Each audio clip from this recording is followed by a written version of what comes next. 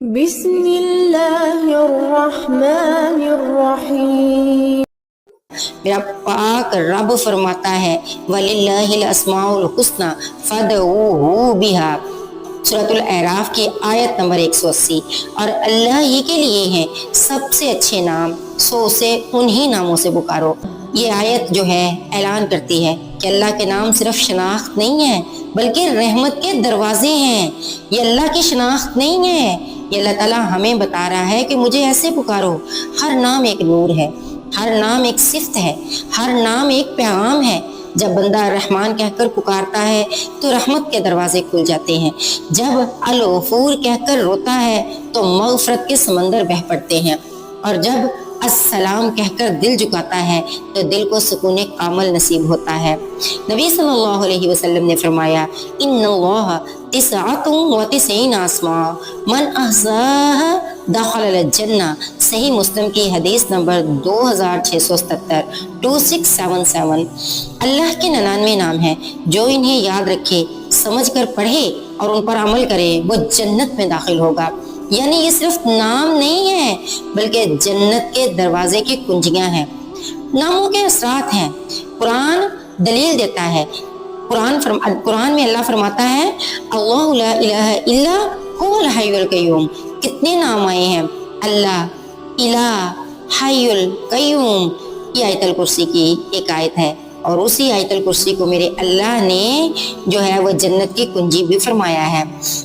یہ آیت الکرسی جس میں الحی ہمیشہ زندہ اور القیوم سب کو سنبھالنے والا، تو یہ دو ایسے نام ہیں جو انہیں دل سے سمجھے اللہ اسے خوف اور وسوسے سے محفوظ کر دیتا ہے۔ رسول اللہ صلی اللہ علیہ وسلم نے فرمایا جو شخص آیت الکرسی صبح شام پڑھے اللہ اسے ہر شر سے بچا لیتا ہے۔ حضرت یعقوب علیہ السلام، ان کا بیٹا یوسف علیہ السلام بچھڑ گیا، سالوں گزر گئے، دل دکھا، آنکھیں سفید ہو گئیں، لیکن وہ کیا کہتے رہے؟ فصبر جمیل واللہ المستعان۔ تو یہاں اللہ کی صفت الصبور، اس کا فیض ظاہر ہوا۔ جب بندہ صبر کے ساتھ اللہ کے نام پر قائم رہتا ہے تو وہی اللہ زخموں کو رحمت میں بدل دیتا ہے۔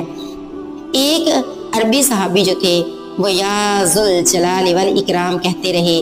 رسول اللہ صلی اللہ علیہ وسلم کے زمانے میں ایک صحابی نے دعا کے لیے ہاتھ اٹھائے اور یہی لفظ دہراتے رہے یا ذوالجلال والاکرام، یا ذوالجلال والاکرام۔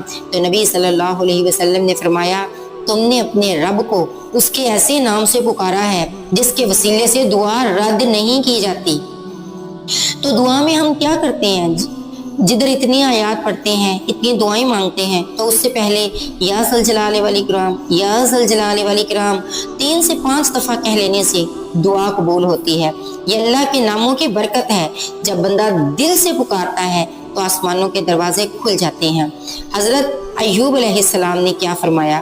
بیمار ہو گئے، سالوں تک بیماری میں مبتلا رہے، زبان پر شکایت کا حرف نہیں آیا، کہا تو کیا کہا؟ سورۃ الانبیاء کی آیت نمبر 83 ربی انی مسانی الضر، کیا کہا؟ ربی، میرا رب۔ اللہ تعالیٰ کی صفت رب سے پکارا۔ وَأَنْتَ أَرْحَمُ الرَّاحِمِينَ، اے رب مجھے تکلیف پہنچی ہے اور تو سب سے زیادہ رحم کرنے والا ہے۔ یہ دعا کرنی ہی تھی تو اللہ نے دعا قبول کر لی اور ان پر اپنی رحمت نازل کر دی۔ یعنی جو بندہ یا ارحم الراحمین، یا ارحم الراحمین حدیث ہے کہے تو اس کی دعا قبول کی جاتی ہے۔ اللہ کے نام بندے کو پہچان دیتے ہیں۔ جب بندہ کہتا ہے یا غفور تو اپنے گناہ بول کر اللہ کی رحمت کی طرف دیکھتا ہے۔ جب بندہ یا رزاق کو کہتا ہے تو تنگی میں بھی اسے یقین ہوتا ہے کہ میرا رب رزق دے گا۔ تو اللہ کی ذات جو ہے وہ بے عیب ذات ہے، اللہ کی ذات جو ہے وہ محیمن ہے، نگہبان ہے۔ اللہ کی ذات العزیز ہے جو سب پر غالب ہے۔ یہ اللہ کی سب سے بڑی صفت عزیز الحکیم ہونا ہے۔ قرآن پاک میں اللہ تعالیٰ نے جدھر جدھر عزیز الحکیم فرمایا ادھر ادھر اللہ تعالیٰ نے عقل کو حیران کر دینے والے واقعات بیان فرمائے۔ وہ بڑائی اور بزرگی والا ہے، وہ پیدا کرنے والا ہے، وہ جان ڈالنے والا ہے، وہ صورت دینے والا ہے، وہ درگزر کرنے والا ہے، وہ پردہ پوشی کرنے والا ہے، وہ سب کو قابو میں رکھنے والا ہے۔ تو بندے جب اللہ تعالیٰ کے ہو جاتے ہیں تو پھر وہ اپنے اندر اللہ کی صفتوں کو پیدا کرنے کی کوشش کرتے ہیں۔